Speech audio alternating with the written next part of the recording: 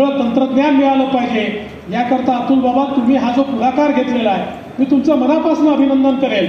अतुल बाबा हे केवळ राजकारणी नाही आहेत तर राजकारणाच्या व्यतिरिक्त जनसामान्यांचं कल्याण कसं होईल अशा योजना राबवणारे आणि आपण बघितलं असेल कोविडच्या काळामध्ये गरिबाची जी सेवा कृष्णा परिवाराने केली विशेषतः हॉस्पिटलने केली ही खरोखर नेहमीच लोकांच्या लक्षामध्ये राहील।